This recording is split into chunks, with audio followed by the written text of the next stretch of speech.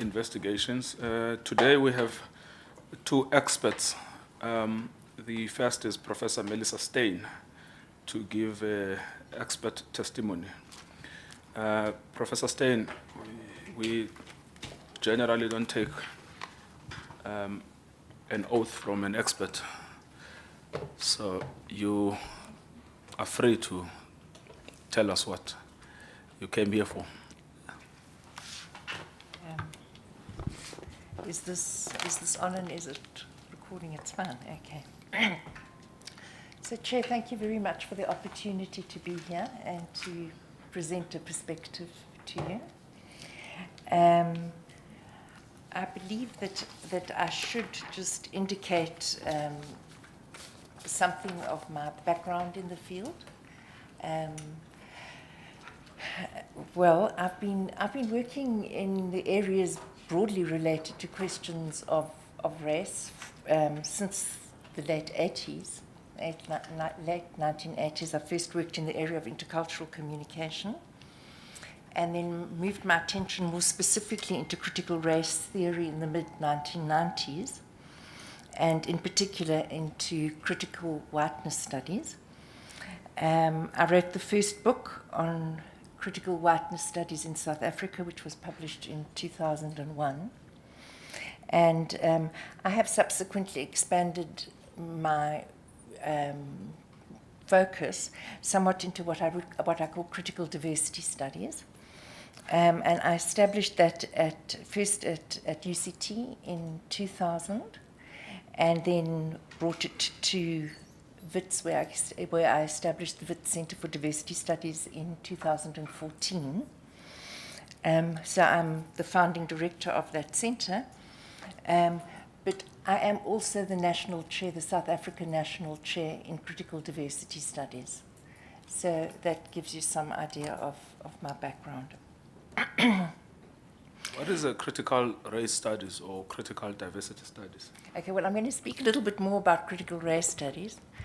But generally, I would say that critical diversity studies is the study of how difference gets positioned within unequal power relations and how it gets constructed within unequal power relations in such a way that you end up having different outcomes for different people. And so that there's almost like a systematic unfairness that gets built into society through the way in which difference gets to be constructed and understood and wielded in our society. So we try to make visible the kinds of power dynamics that normative society with its invested interests tend to want us not to see. We try to make those visible.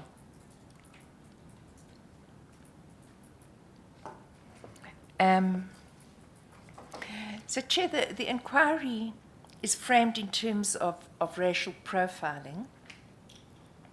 I have looked into some of the literature on this, and it's clear that most of the work that is done on racial profiling occurs in the context of policing, which I think is not irrelevant because the forensic aspect of medical aids obviously is, you could say, in a way, the policing department or division of the sector. What I have found particularly useful is that the United Nations issued a publication this year, 2019, that speaks to racial profiling in policing and just generally provides sort of definitions, understandings of what it is, and also ways in which, successful interventions have happened that, could help one to deal with it as an issue. As the document defines it, racial profiling generally concerns a quite specific use of race as a sole criterion or a default criterion when sort of identifying potential criminals, or, even in ways in which people are handled in policing. Professor Steyn, sorry to interrupt. Can you just give us the title of that UN document or the reference? I do actually have it, but could I provide it to you afterwards? It is racial profiling of people of African descent internationally. That's fine. Afterwards is fine. Sure. But certainly I will give it to you. And Advocate Williams, if I could say that applies for anything else that I refer to, I have got obviously all the documents I can make available to you, and I could also make available to you a written copy of what I'm dealing with today. Thank you. Great. Okay. So that would be the way in which the United Nations helps us to understand, and they refer to the various instruments, and like the Durban Conference on race and xenophobia-related discrimination. So they're drawing on that sort of international literature on racial profile. But importantly, the report also mentions the question of implicit bias and of officers not really being aware and falling back on unconscious assumptions. And the kinds of things that they talk about is that, a well-meaning person who might think that their biases are gone, have been socialized to ignore race, and that can, that these effects of bias actually, well, this is in the work on implicit bias specifically, indicates how bias is actually present in everything that we do, so that it's not something that we can assume that we have written out in a policy, because of we've formally achieved some sort of absence of race in the policy. But they make certain suggestions, like involving communities, diversifying the police forces, more training, and very particularly checking if there are any patterns in the data that emerge.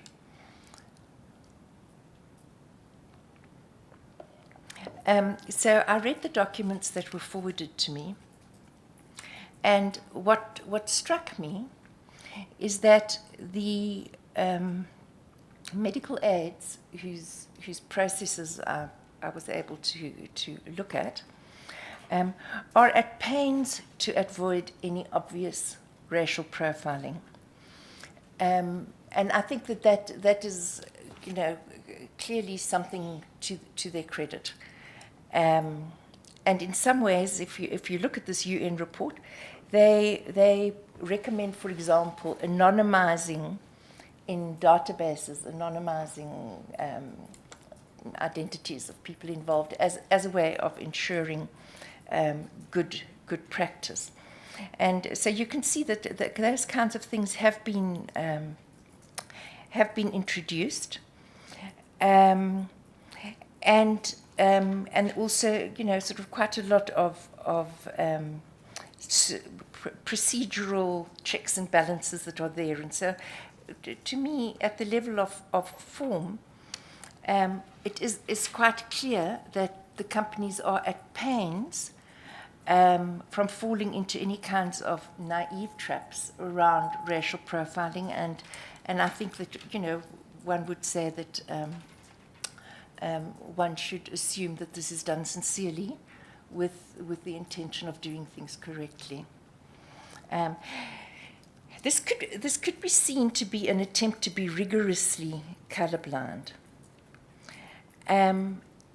And for me, with my background in critical race theory, which I'm going to come back to, it seems to me that the problem lies more in what's not there than in what is there.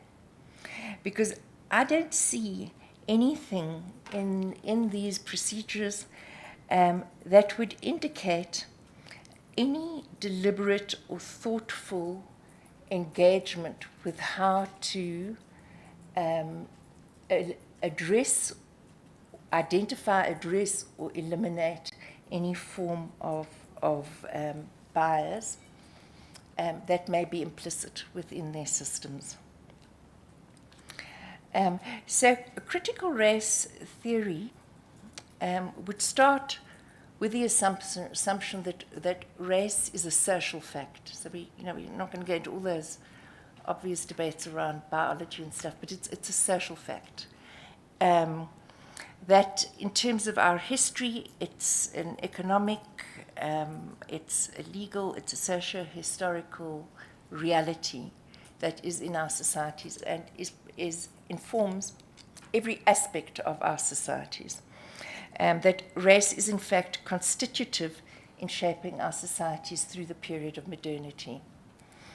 And that this means that people have been positioned very differently in relation to each other.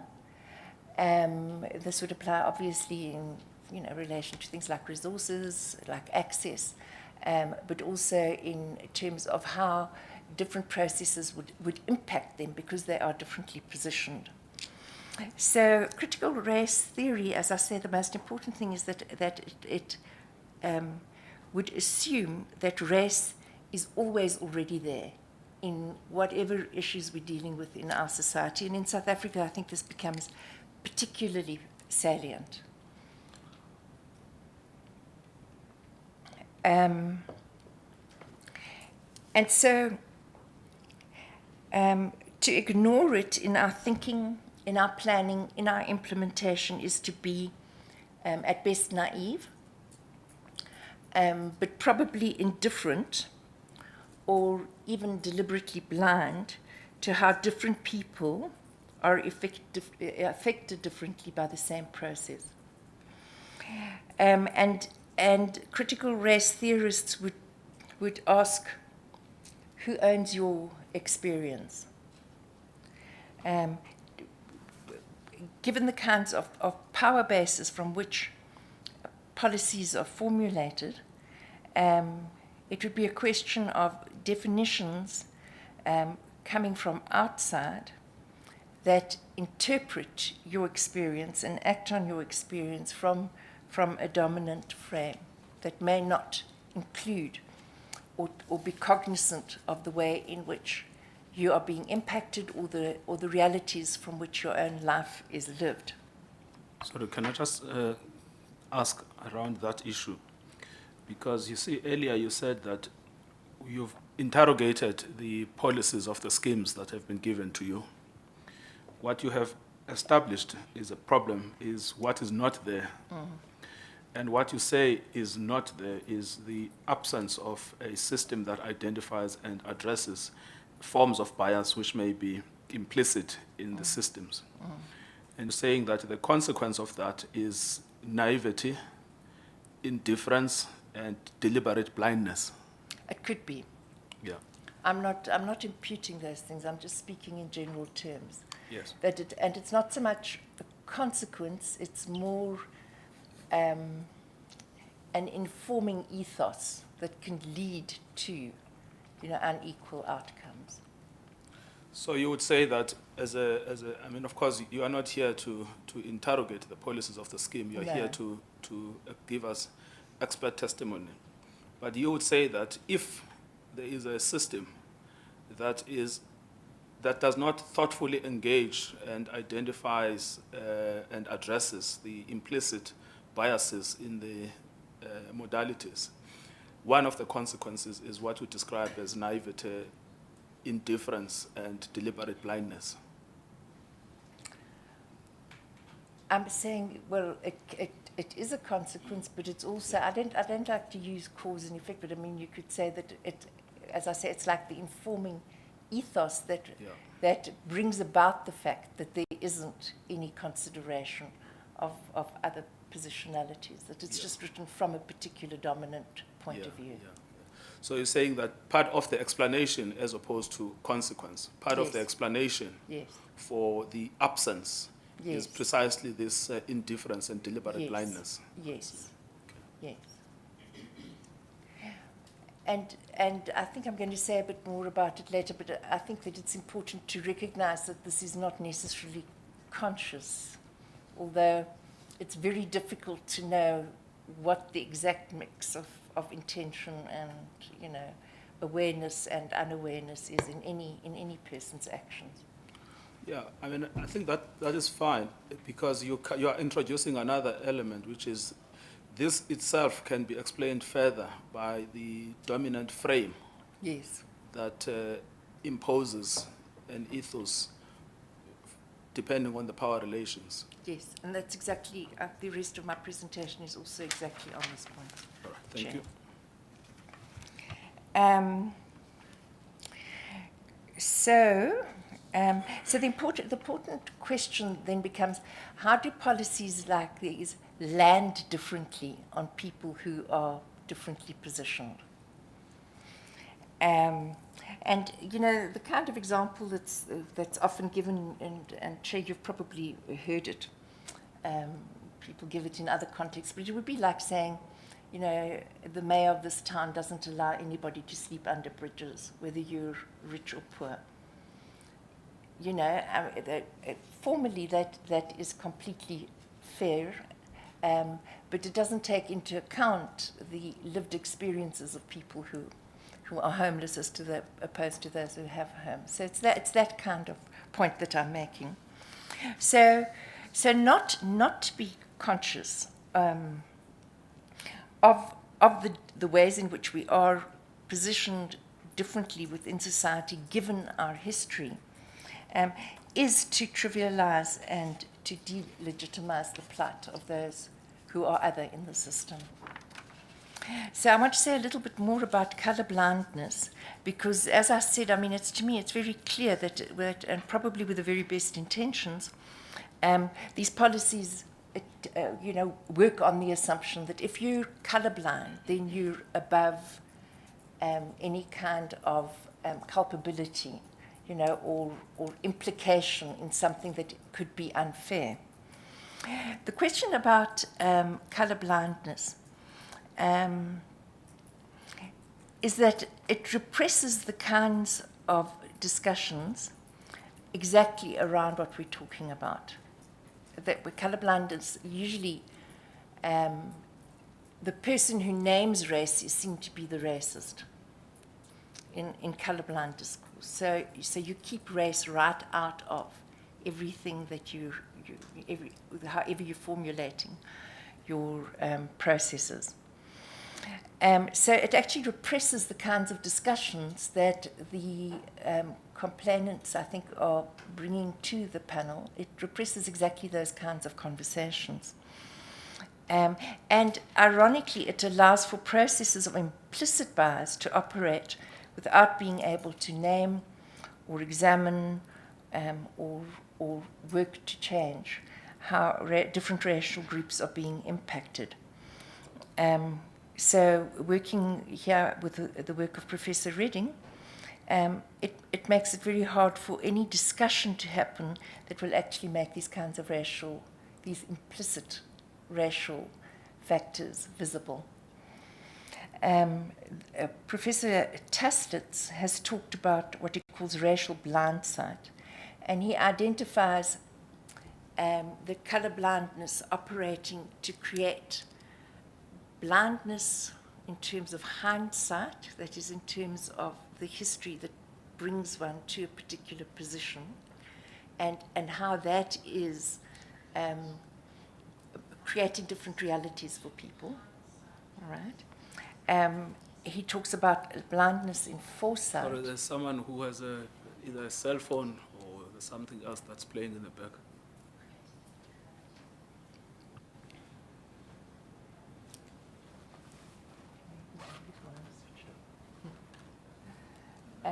It's a recorder that's just replaying.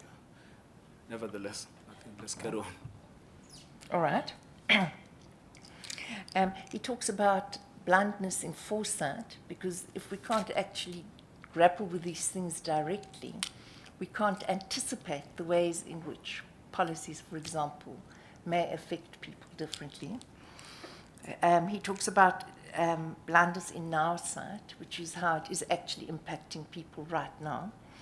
But then he also talks about what he calls faux sight, which is about perhaps a more deliberate not wanting to know.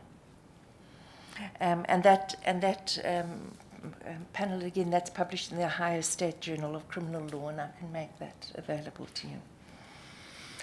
But the point that comes out of what I'm saying is that what is considered neutral comes from somewhere, and it has a history, and it arises out of power relations that have been settled previously in a particular kind of way, or power contestations that have been settled in a particular way previously, in favor of those who are now in the position to define the terms of neutrality. So there's a history to what is regarded as neutral. And as I've said already, it's always already racially informed. We can't escape that. So Stuart Hall has come up with a very helpful notion of what he calls inferential racism, which I know that Advocate Ngcukaitobi spoke about indirect racism, and this would be in some ways almost like an explanation of how indirect racism could come about. He talks about naturalized representations, things that have come to just seem normal, common sense, ordinary, that have racist premises or propositions inscribed to them, in them, as unquestioned assumptions. So in other words, people would not be aware of the racial predicates on which the systems are grounded. So that would be inferential racism.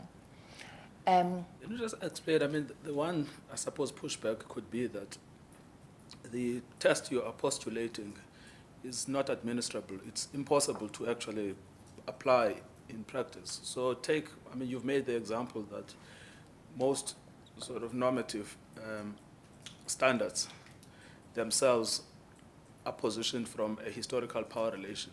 So the phrase is neutral, but the outcome depends on application, and on application you have to look at the positioning of different, I would say, recipients of the so-called normative standard. But if you apply that in practice, so you made the example, no one is allowed to sleep under a bridge, rich or poor.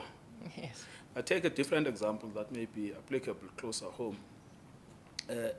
Everyone who has committed fraud must be investigated, black or white. Yes. So I'm trying to figure out what is an administrative standard. So maybe forget about schemes. Take an exam. Those who obtain 50% will pass, regardless of whether they ate before they wrote the exam or whether they didn't eat before they wrote the exam. So at some point, one needs to grapple with what standard is actually administrable in order to apply critical race theory. Yes. So I think in the example you give of the exam, the question would be, do we understand the positionality of people who come to write exams hungry? And are we making the right kind of social plans to ensure that nobody writes an exam, when you're hungry and you're at a disadvantage? So that would be the kind of effect of what I'm talking about. So it would have to do with understanding those different positionalities and how the neutrality actually has different impacts depending on people's actual lives. Yes, I mean, you could expand also to the example we're grappling with, but what is the subject matter of this inquiry is perceptions of racial profiling. People saying, the scheme saying, well, we investigate everyone and we apply the same neutral standard. I know you're critical about the phrase neutral standard because that standard itself is an outcome of an unequal power relation. Yes, but I think that one would, perhaps I can just continue and then I think you probably see where I'm going to, and we could talk about that more fully. But I think an example that we've seen quite clearly is, for example, in education around questions of curriculum and the whole decolonial movement, where so much of what has been assumed to just be neutral knowledge has actually been a very specific trajectory of knowledge constructions and epistemological systems that have been the outcome of previous power contestations that were settled in favor of Eurocentric knowledge. You know, and so I think that that's the kind of logic that I'm talking to.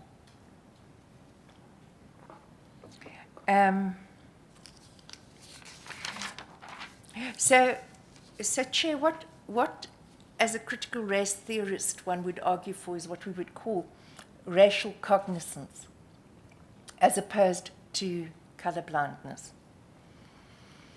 And I would certainly maintain that you can't come out of a system with a history like ours, which has been thoroughly racially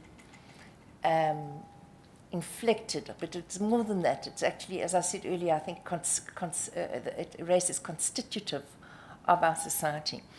You can't come from there straight into some sort of race-neutral system.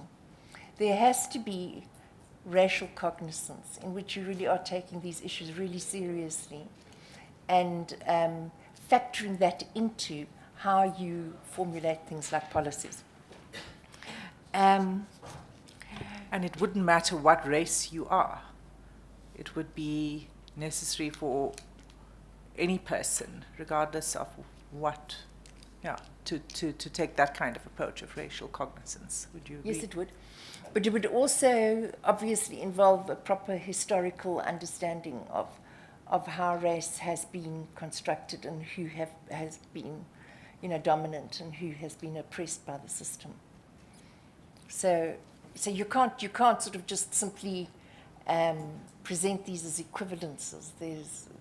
There are real power imbalances that are, very deeply built into our system. And you would have to look at how people are positioned relative to those.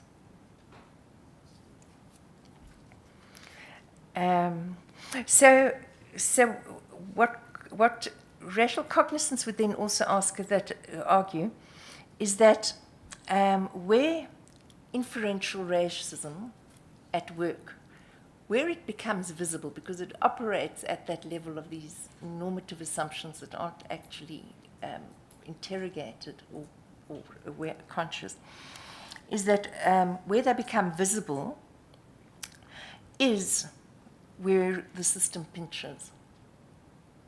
Okay, so it would be where you start getting systematic voices speaking out and saying, this is hurting me. All right, that would be the place that we need to take very seriously in order to see whether there is inferential racism within the system. So as I've spoken before, with power inequalities, we have this kind of systematic ignorances. What I've spoken about in my own work is the ignorance contract, this agreement and willingness to just not know, and not to acknowledge that you know that you're not knowing. So it's quite, I think, interesting work around how these systems maintain themselves. May I ask you a question, Please. just in relation to this point? Why, where the system pinches, why must we take this more seriously? Because the power relations operate from the position that's established as the norm. And so it operates for the comfort and the benefit of the powerful norm. And it works to not only establish privilege, but also to maintain and secure privilege and prevent privilege from being eroded. So if you're wanting to see, how is that normative system acting, creating unfair consequences, you have to take those people in the positions who are telling you this isn't working for me, you have to take that very seriously. If you're going to try and really, track where the problem actually lies and where the injustices are coming from. I don't know if that is clear. So when we have a position where the normative position has established and created a notion of the neutrality of a system and is able to act unilaterally, the point is that the people who are shaped within those positions, whose subjectivities have been shaped within those positions, generally lack insight into the relational dynamics of what they're actually establishing. They're in a position to define the problem, to implement and act upon it, and determine what would be satisfactory outcomes. And that's that position, that normative position of power, that is able to do that.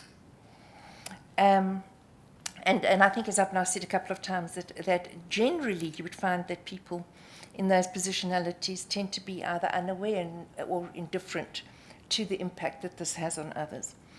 And I want to emphasize, Chair, that this is not just in relation to the particular context that we're talking about.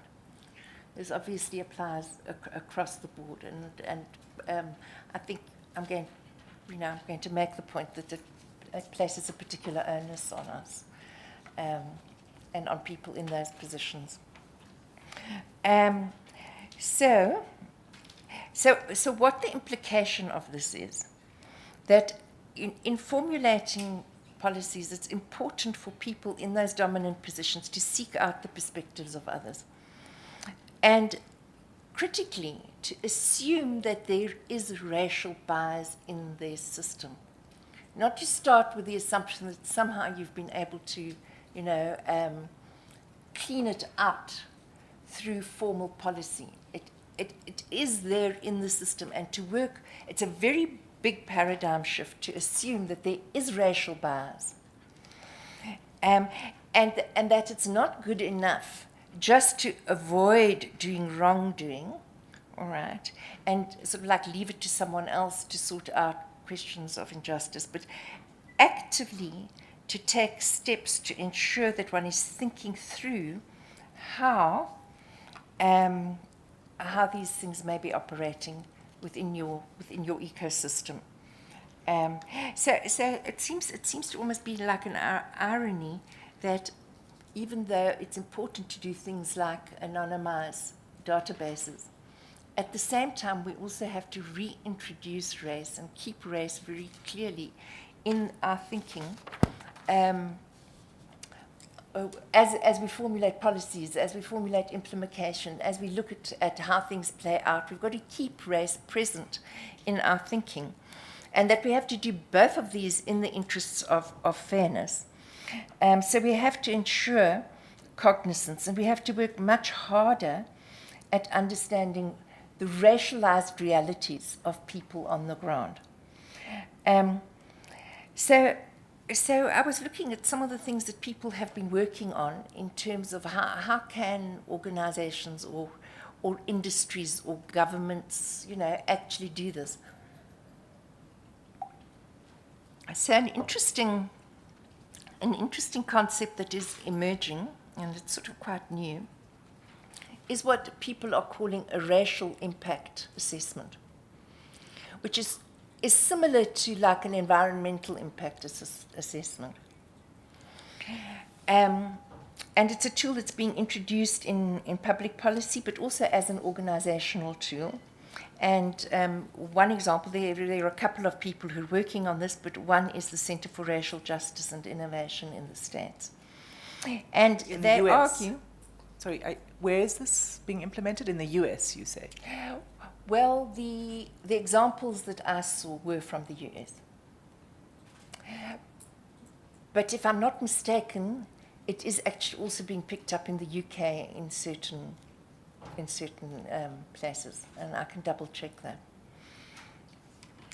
And it is being recommended as a form of due diligence that we should actually be doing this racial impact assessment at every stage of our work, explicitly looking at how race could be informing, and also how it could have, our work could have racial impacts in different kinds of ways. So, as I said, it's sort of similar to an environmental or fiscal impact, and the idea is that it helps people to anticipate and address racial and ethnic disparities that happen with systemic racism and so on. Because our crucial question always isn't, Chair, it relates to what you asked earlier. It's like, how do we deal with systemic racism? You know, it's so everywhere, and it's so and so often so difficult to pin down. But unless we work consciously in this kind of way and do this kind of thinking where we really are interrogating, is it possible that this could have different impacts for different people, depending on their racial position? And then it also enables people to consider alternative policies to accomplish the same goals, which will avoid the disparities. So it's really a kind of a thinking tool. And the two key questions would be, are there any potential unintended consequences on a particular racial population? And Chair, I'm talking about race because this is what our what the inquiry is about. But obviously, you know, as a diversity person, I would say that we need to be looking at this, you know, in a complex way, with looking at gender and various other dimensions of difference. But so, firstly, the two key questions: what are the potential unintended consequences on a particular racial population? And then, secondly, what are appropriate alternative courses of action? And to enter into that in good faith, you know, to really deeply interrogate those possibilities. The second thing, obviously, is the question that we all talk about, which is diversifying organizations, because there's obviously a much greater chance that implicit bias that is operating within a system could be picked up if you have people who have different life experiences and different, sort of, you know, whose sense of themselves have been shaped by different historical processes, could pick that up and name that, and creating the kind of organizational culture where that is welcomed, you know, and actually taken really seriously. The third one would be, and it's linked to these others, you know, to scrutinize, because if you look at these different processes, there are always moments at which decisions are made. And wherever a decision is made, there's the possibility for an implicit bias to enter in to the final outcome of the final product. And so it's really important to work with people in our organizations to develop what I would call critical diversity literacy, and to be able to sort of like really ask those questions of decisions as they are made at each stage of the organization. How might this decision be centering a particular positionality, and how might it be ignoring the realities of another? How might there be inferential bias? And then the fourth one, and I really do want to emphasize this one, is there's an onus on all of us, in our institutions, in our organizations, but particularly where policies have such large-scale effects on populations, you know, where there's such an incredible amount of impact and potential for harm or for unequal outcomes, to do proper research and to monitor outcomes for skewed effects. So if we have an outcome where almost everybody in a particular process is seen to be, as I pick up might be sort of like black or Indian, there has to be real research to ask what assumptions might have been introduced despite our best efforts. What implicit biases could there be? And to take that really seriously, and that would involve actually, working in an open-minded way with the populations, where I said where these things pinch, to really try to understand how might these particular processes, the implementation processes, the procedures that we're working with, how might they not be taking into account the lived realities of people in this particular positioning. And so, the question really becomes, if you have that kind of outcome, and you understand that there's possibilities of implicit bias, do you remain comfortable with an outcome that seems to say all our processes are fair, all the people who are fingered are black or Indian? Are you comfortable with the implication that the criminals in our system are black and Indian? I think that becomes really the big question, because if you are comfortable with that as the inference from your results, then I think you have a lot of explaining to do. I mean, I think if you get such skewed outcomes, there's a real onus on you to reach into that and try to work out what is happening in those spaces, rather than just to make an assumption that your processes are fair and that you have produced some sort of completely objective outcomes that point into this direction.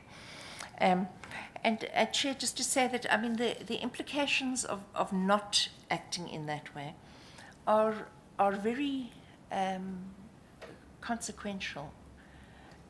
We know that things like racial profiling, where we have these kinds of outcomes, lead to a breakdown in trust. Well, it certainly comes out in the policing literature. A breakdown in trust which makes it even harder for the system to operate. And it can affect obviously an entire industry, but more importantly, it affects all of us because these are racial relationships that need to be addressed with a great deal of care and sensitivity, because in the end we all live in a country that's more fraught.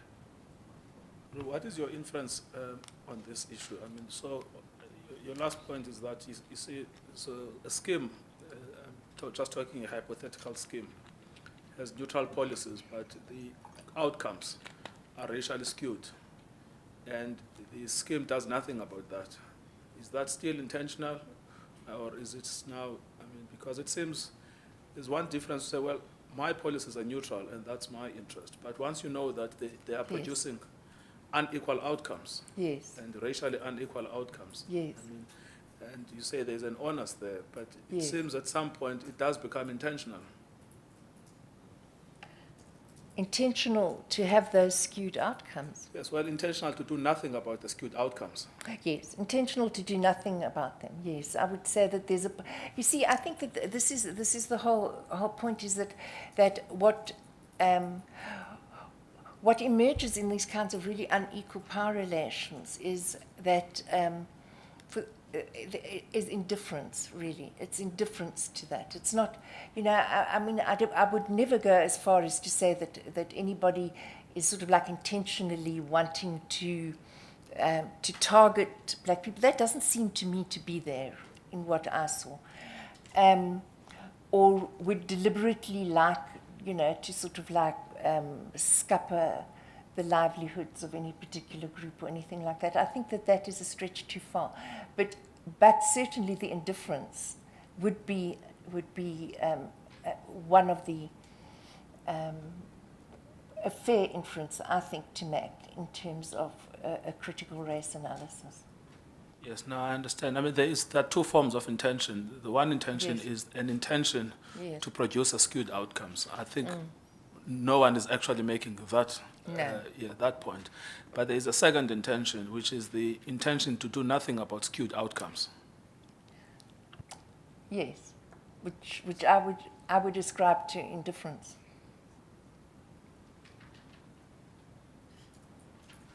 Sorry, can I just probe you on that? Because if the outcome is that black doctors, the ultimate outcome would be that black doctors are investigated and are penalized for having committed, let's just use a broad term of fraud. Sometimes it's called other things, okay? Then what the schemes must accept in there at some point, that it must be correct that black doctors are just more fraudulent. Exactly.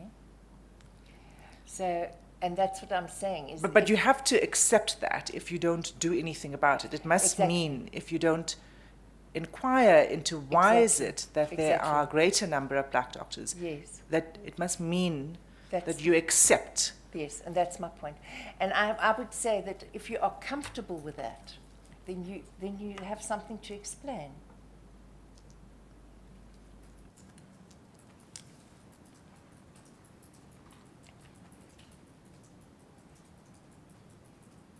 Because I mean, obviously, then we are again looking at questions of implicit bias. That, you know, that would suggest that in some ways there are those inferential assumptions that have not been surfaced around expectations of a greater criminogenic behavior, that black people are more likely to produce a crime. I mean, that would be obvious to me, that would be an underlying assumption that made you comfortable with that outcome.